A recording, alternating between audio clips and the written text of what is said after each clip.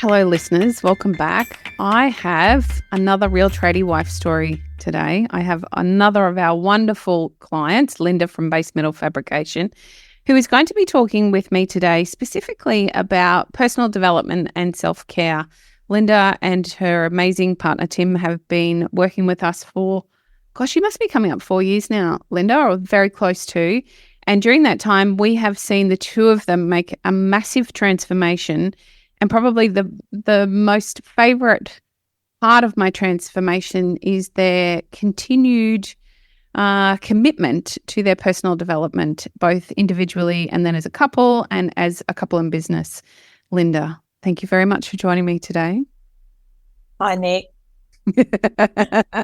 Linda's feeling a little bit of trepidation about being here. I think perhaps she thinks I might hoodwink her into something here, but I promise, Linda, I'm going to hold your hand all the way through. Linda, can you tell us a little bit about yourself and your amazing family and perhaps a bit about your journey into working with Tim at Base Metal Fab? Okay, yeah. So Tim and I have 3 daughters, ages 12, 16 and 17. So over the young parenting journey now and into the teenage years.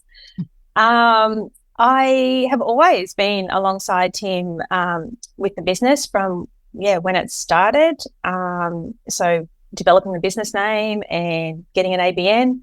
I did have my own job in the past, and I probably thought that I would keep my own job and do the business stuff as well. But over the years, I've come to realise that, being full-time in the business was going to work really well for us. So jumped in to do that. I didn't realise you guys started this together. I don't know how that's never come up in conversation over 4 years, but clearly it has not, or I've forgotten, which we've realised recently I do from time to time. So how long has Base Metal Fabrication been in business for? Oh gosh. I don't really know. Originally it was a sole trader, so probably back in 2009, I think. Tim bought a truck and a welder and started out on his own mobile welding. I was very nervous about it at the time because we had a young family and it was a big jump and a big commitment. And from there, developed into different entities, so into a trust and then into a company that it is today. Yeah, Linda, I wonder, that is a pretty precarious stage to go into business when you've got a young family. Was that a big motivator to staying in your own job? For me, yeah, definitely. Yeah, 100%. Just to relieve some of the financial or those cash flow woes that we see so very frequently right in the beginning of starting a business. It can feel really exposing. And when you have a young family and you know, as a mum, I'm relating to you as a mum now and thinking about, I think I'd feel exactly the same way if it was me right back in the beginning. And I full disclosure, I had 2 children and we had a business with my first husband. We had a business at the time and I constantly felt that fear around money at that time.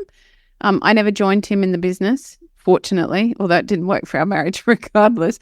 But I can just imagine how scary that time must be. And then I can only begin to imagine what the pressure must have felt like then when you're trying to deal with a family, with your own job, and then assisting Tim with what he was doing at that stage. How did you make the decision to go from being employed separately to jumping in and working with Tim as what you were doing full time? That was probably a long way down the track, actually, to get to that point. And it was just, I think for me, a thought process that really shifted and changed over the years. That if we were doing business together, we could really make it what we wanted it to be. I probably felt like I wasn't a good employee either when I had a young family. It was very tricky to navigate a job and family and, sickness with kids. So I thought that if, being in the business together, that we'd be able to sort of create our life around that. And it was probably Tim that instigated those thoughts in my head that we could do that together. Is that what it was like for you guys right from the very beginning? No, there were lots of challenges. learning to work together and live together.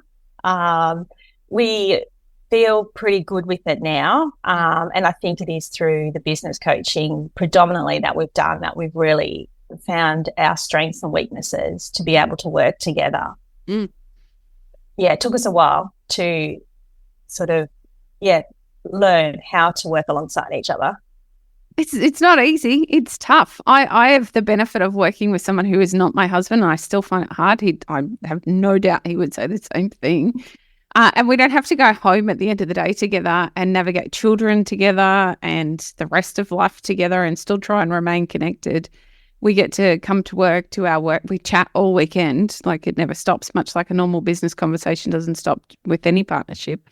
However, we have the benefit of other partners to give us some space. And we have our own individual families and lives. And that really makes a big difference, I think. Trying to navigate that working together and living together is a huge deal that I don't think any of us think about it. Many of us think blindly, oh, we get along all right, we'll be fine to work together. But it's such a different relationship working together than being a couple together. Would you agree? 100%, yes. And so how did you find, what sort of pressure points were there for you, for the two of you in the beginning that would create, those little flare-ups that we have?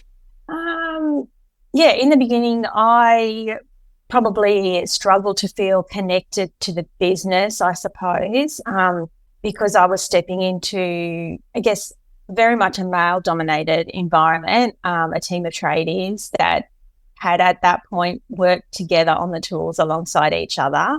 And we're very, I guess, tight-knit group of people. And so then I guess the catalyst for me coming into the business also was that we bought our own workshop to set up in. So we had a space and I had an office and we had the room to grow. So it was then that we grew the team. Tim spent more time in the office.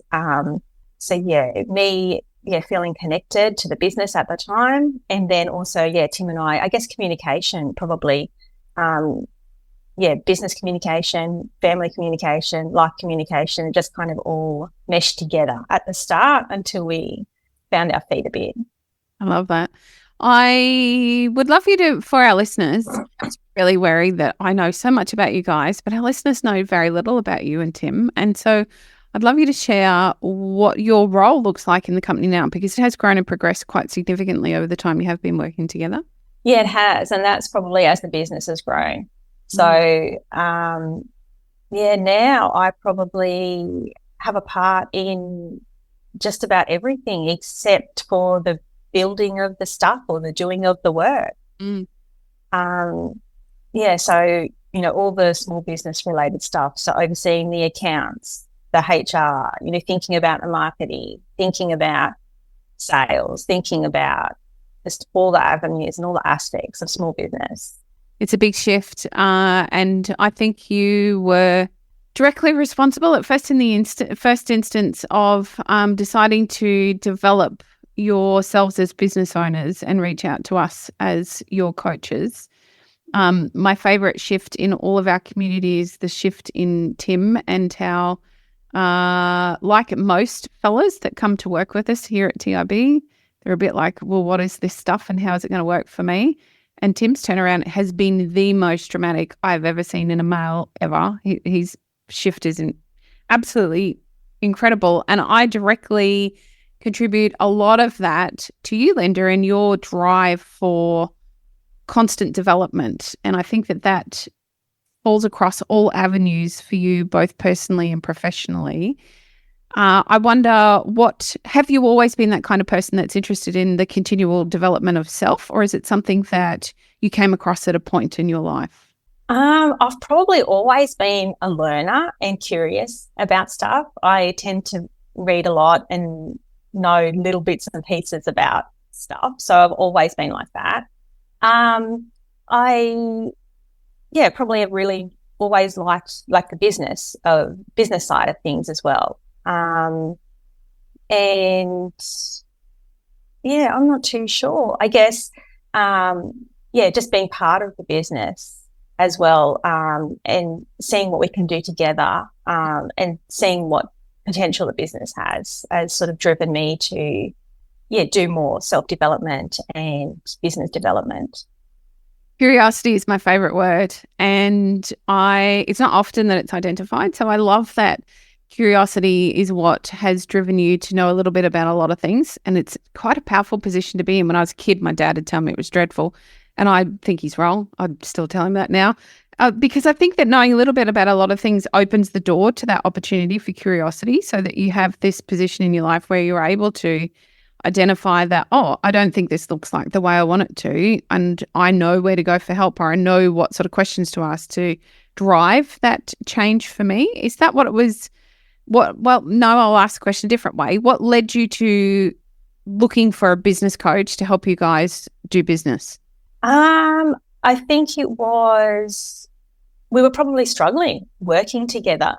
And I had sort of been on the outer for a while, scouting around for a business coach and starting to listen to podcasts and starting to realize that business coaches were a thing and could help us in business. And yeah, just from the research that I did and the reading that I was doing, I knew that that was an avenue that was really going to help us. Love it. All right, let's talk about personal development, because this, as I was saying to you off air, I don't know anyone in our community that drives their own personal development and self-care in a way that you do. It seems to be something that's not only consistent for you, but has become a consistent for your family. And I wanted to talk about the fact that you have 3 kids. Is it 12, 16 and 17? Have I got everyone's ages right? Yes, correct. Super busy time of life. I don't think there's any time when you have kids that isn't busy. And I happen to know, because I'm observing you regularly, super busy time of life. It's really hard to continue for that to be a priority. Has that always been a priority for you, Linda? Probably not, no. So a few years ago, I had a large health diagnosis, a cancer diagnosis. So that probably shifted my perception on life a lot. So from there on in, I think self-care, fitness and health has really been a priority for me and for the family. Was it a conscious decision for the family?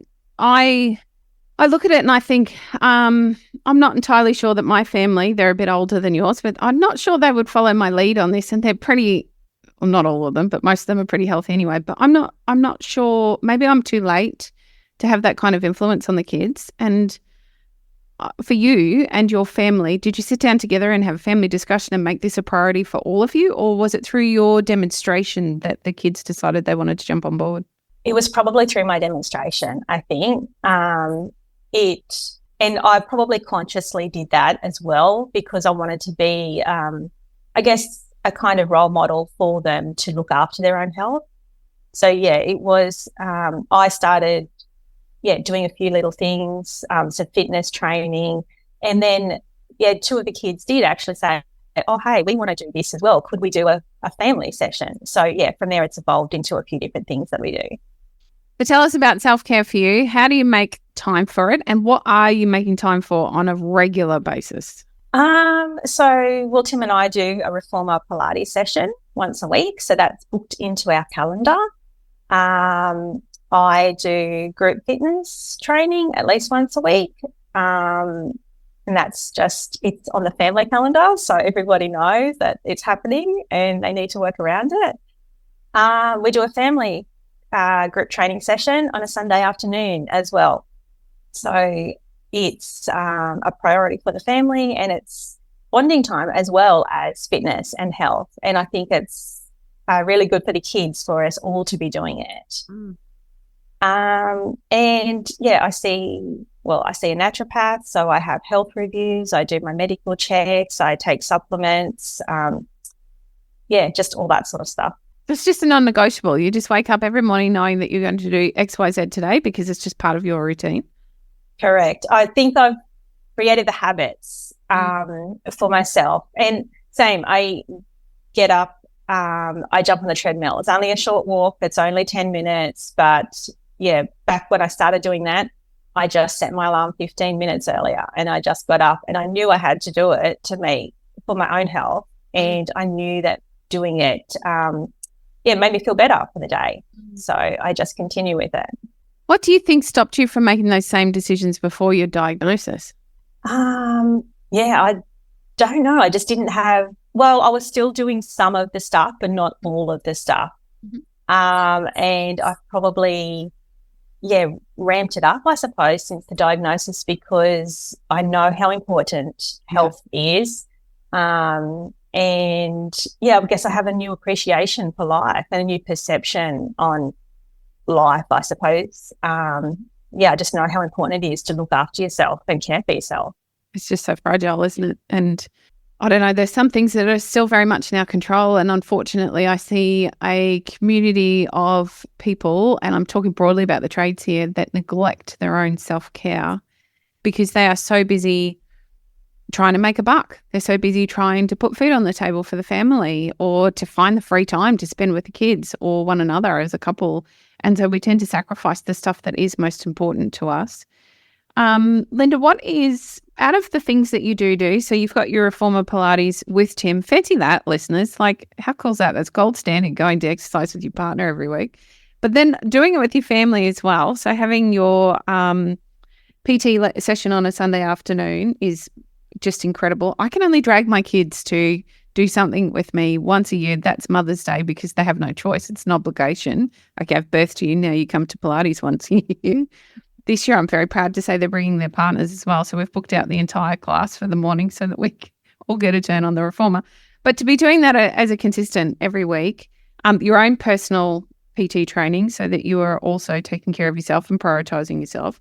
But then making sure that you've got your health checks in order, spending time with your naturopath, taking your supplements. Out of all of those, what does that do for you on a weekly basis? Like I'm looking for maybe not quite so much how it makes you feel physically as in how it makes you feel internally, which is a really strange paradigm and very difficult to come across the two. But I think that there is a difference between feeling fit and strong as there is feeling powerful, or there is feeling a strength rather than feeling strong. I can lift heavy things. How does it sit for you, Linda?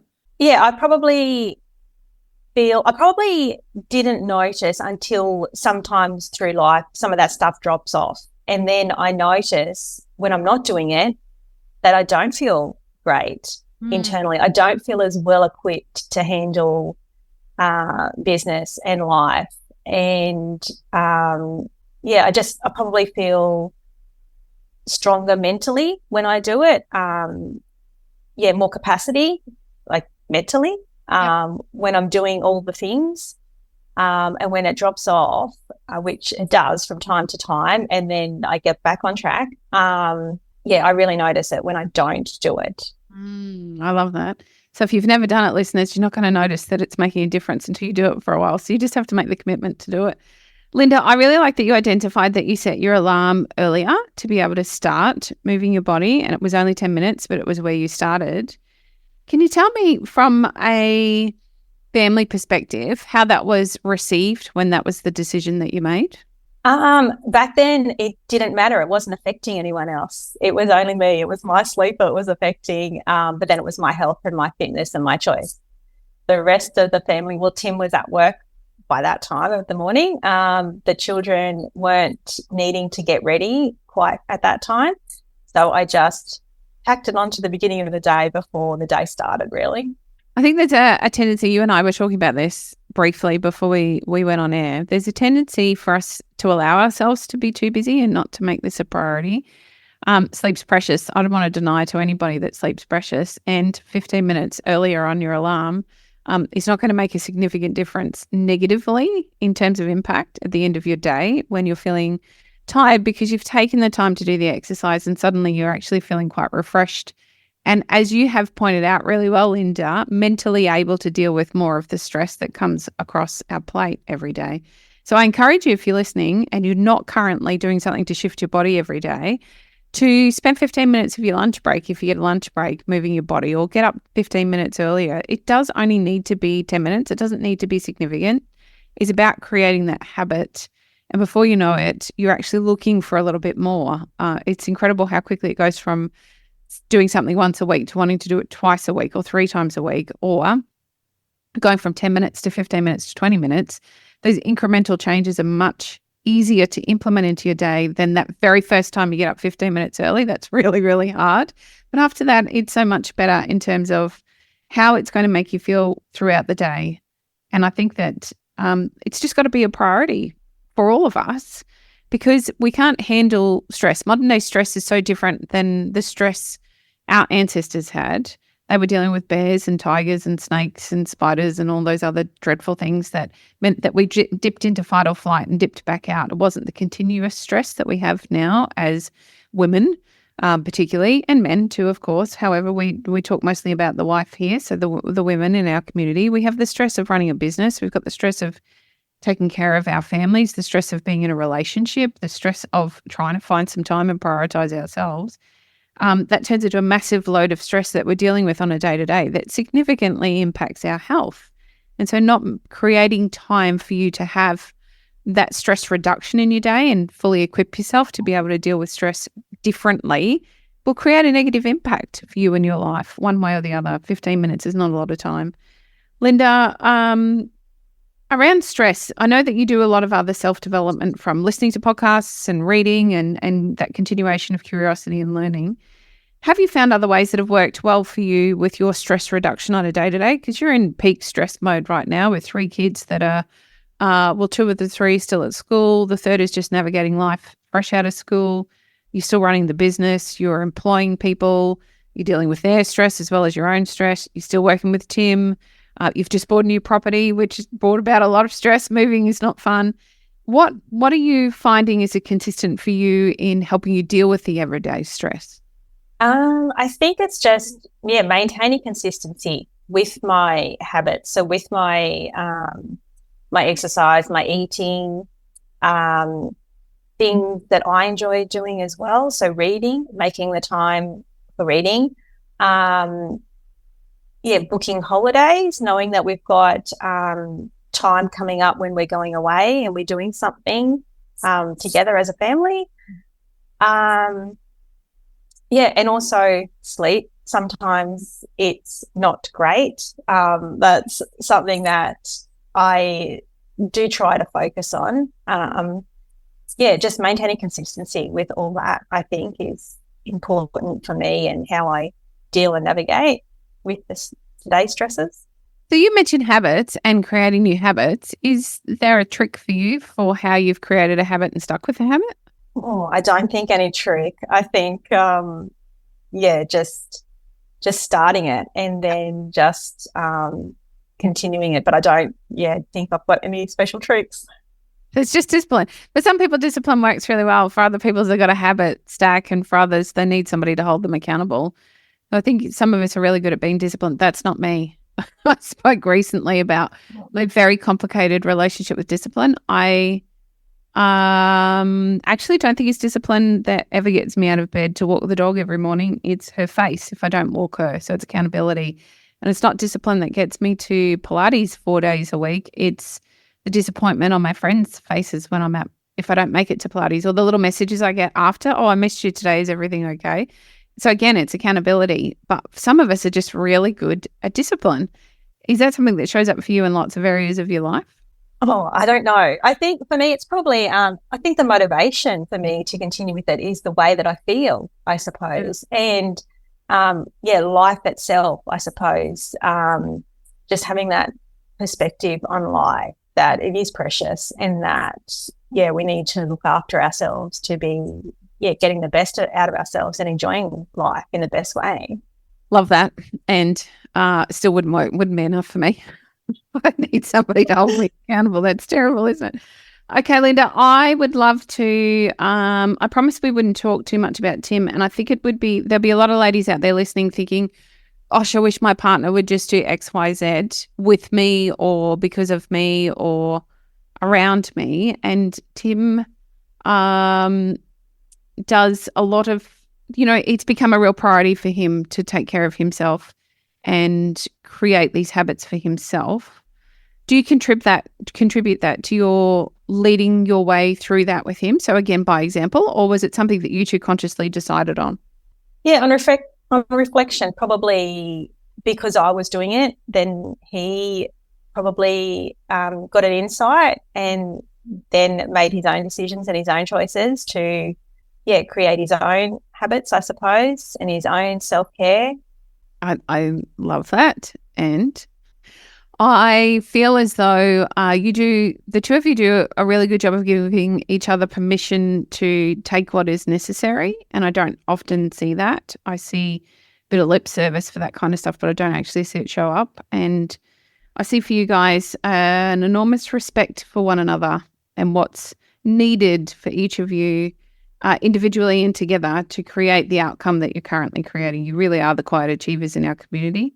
And I'm consistently in awe of the two of you creating these commitments, whether you do them mindfully or not, to continue to improve. And it's not something we see all the time. It's something we see in short bursts, I think, generally from most people. Even myself, I'm a bit of a short burst improver, not a long-term seeker of improvement. So I think it's a great example that you said. I hope that today's podcast has provided some insight for those who are listening around how they can begin to incorporate some self-care into their own daily activities. It's very easy for us to make excuses, not so easy for us just to, make it a priority to take that time out from our family every day. Linda, are there some parting words that you would like to leave with our listeners around self-care or personal development? Oh, gosh, you should have prepped me for this one.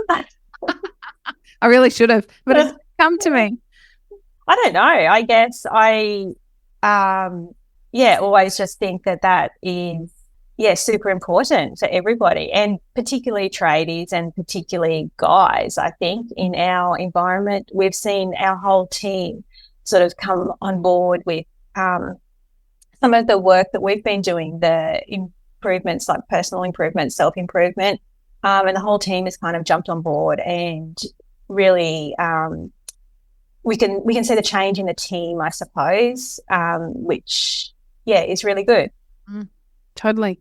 So lead by example. I think that's your little piece of advice that I've taken out of that one, Linda. Lead by examples. It starts with you. If you're listening to this today and you don't have a regular routine that takes care of your self-care, your personal development and your mental health, now's the time to consider what that might look like for you, because it's part of your legacy. It's a very big part of who you are and how you teach others to be and the changes they're able to make in their own lives.